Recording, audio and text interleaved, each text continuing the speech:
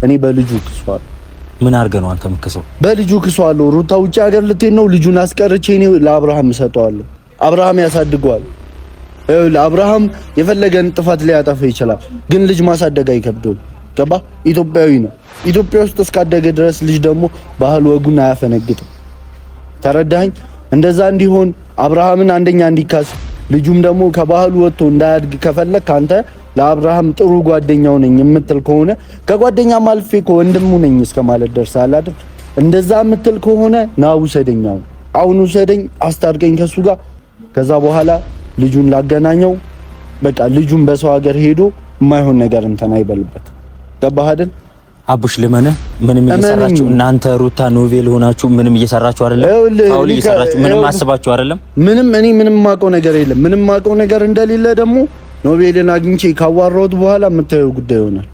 ማለት ምንም ልፈጥሩም አይደለም፣ ምንም እያስመሰላችሁም አይደለም። እሱ ስስጎኑ የአብርሃም ስስጎኑ ልጁ ነው።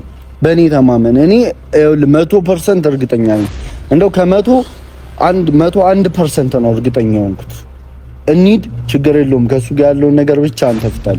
አንተን ስለሚሰማ ነው። ይኸውልህ አሁንም አስታርቀኝ እያልኩ ያለሁት አንተን ስለሚሰማ እኔ ሳይታረቅ ከኔ ጋር የሆነ ልጁን ይዤለት ብሄድ ምናምን ሌላ ነገር ስለሚመስለው ነው። ቀድሞ ከኔ ጋር ሰላም ያውርድ፣ ልጁን ይዤለት ሄዳለሁ። እርግጠኛ ነህ? እርግጠኛ ነኝ። ምንም የሆነ ማስመሰል ሌላ ነገር እየፈጠራችሁ አይደለም? ምንም ማስመሰል የለም። አሁን ቤት ነው ያለው። ቤት ልውሰድህ። ደስ ይለኛል። ና እንሂድ። በጣም አስተናዋሪ በጣም አስደንጋጭ ነገር ተፈጥሯል ዛሬ። የአብርሽ ልጅ እንግዲህ በሩታ ሰርቆ ሊወስዱት ነው፣ ሊሰጡት ተስማምተዋል ማለት ነው። አቤል እንግዲህ እኔ ልመንህ ወይ እውነትህን ነው ወይ እያለው ይገኛል። ሩታ ብቻዋን ትሂድ ልጅ እኔ እሰጥሃለሁኝ እያለው ነው የሩታ ወንድም። እንደዚህ አይነት ወራዳ ነገር እውነት ከሆነ እኔ ይሄንን አብርሽ ለመጉዳት ቢሆን እንጂ እውነትም ሊሰጠው አይደለም። አብርሽ አሁኑንም ቢሆን ተጠንቀቅ እንጂ የአብርሽ እውነት ሆኖ እንዴት ነው የአብርሽ ልጁ የሚሰጠው? አይሰጠው፣ መቼም ቢሆን አይሰጡትም። ሲጀመር ሊጎዱት ፈልገው ነው እንጂ ይሄንን ነገር አይደለም። ወይም ደግሞ የሚያስታርቁልን ከሆነ ያስታርቁ እንጂ በዚህ ልክ እንደዚህ ክፋት የበዛበትን እንዴት ነው ልጅ ከእናቱ ነጥሎ የአባት የሚሰጠው? ጨቅላ 1 ወር ያልሞላው ህፃን ልጅ በዚህ ልክ እንዴት ነው የሚያስቡት? ቤተሰብዬ እንዴት ነው በዚህ ልክ ውርደት፣ ዝቅጠት በዚህ ልክ ያደርጋሉ? እንዴት ነው ጡት ያልጨረሰ ልጅ የምን ጡት 1 ወር እኮ ነው ገና 1 ወሩ አልሞላውም። እስኪ ያንን ህፃን ልጅ እንዴት ነው በአንዴ የአባቱ የሚሰጠው? እሷ ሄዳ ትዝናና። ምን ያክል እናት እኮ ነች። በዚህ ልክ ለምንድን ነው እንደዚህ የምትጨክኑት? የምን ጭካኔ ነው ይሄ?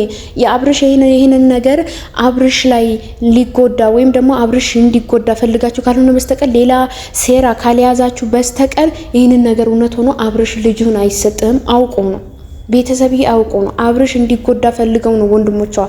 የሩታ አቡሽ የሚባለው ልጅ አውቆ ነው፣ ሆን ብሎ ነው። እንግዲህ ያው ለማረጋገጥ ብሎ እውነትህ ነው ወይ ልመንህ ወይ ይህን ነገር የምታደርገው ነገር ሌላ ሴራ የለበትም ወይ? አንተና ሩታ ኖሬ ሶስታችሁንም ምንም ያሰባችሁት ነገር የለም ወይ ብሎ ሁላ እየጠየቀው ነበር።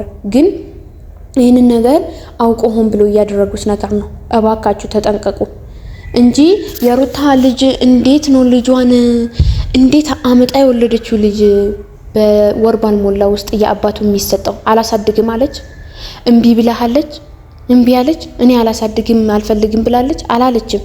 ስለዚህ ለምንድነው ልጅቷን እንደዚህ በቃ ትኑርበት፣ ልጅቷን ተዋት፣ ከልጅ ጋር ዘና ብዬ ፈታ ብዬ እኖራለሁ ብላለች። ስለዚህ ትኑርበት ባካችሁ፣ ኑሯን አትበጥብጧት፣ በቃ ይበቃታል። ከዚህ በላይ እንደዚህ መጨቅጨቅ እንደዚህ መሆን በቃ ይበቃታል። ኻላስ በቃ በሰላሜ ልኑርበት፣ በቃ ሰላሜ ላግኝ ብሎ ሁሉም ነገር ትቶ ሲኖር በቃ በአዲስ ሌላ ድራማ ነው። ድራማ ከሆነ ንገሩን፣ እኛ ምን ተዋለን። በቃ አለቀ። ድራማ እንደሆነ እናውቃለን። ምንድነው በዚህ ልክ ሰውን ማጨናነቅ፣ በዚህ ልክ ሰውን እንትን ማለት ምንድነው እንዴ? ልጅቷ በቃ ትኑርበት ለብቻውን። እኔ ካሁን በኋላ ህይወቴን እኖረዋለሁኝ ራሴን፣ ልጄን ከልጄ ጋር ፋፈሽ ቤ እኖራለሁኝ። ካሁን በኋላ እኔና አንተ ምንም አንገናኝም ብላለች። በእርግጥ መታረቃቸው አይቀርም፣ ግን ልጁ ለሱ ወስዳችሁ ለምንድን ነው የምትሰጡት? ወይስ እሷና እሱ ለማስታረቅ ሁለታችሁም ለማስታረቅ ብላችሁ ነው?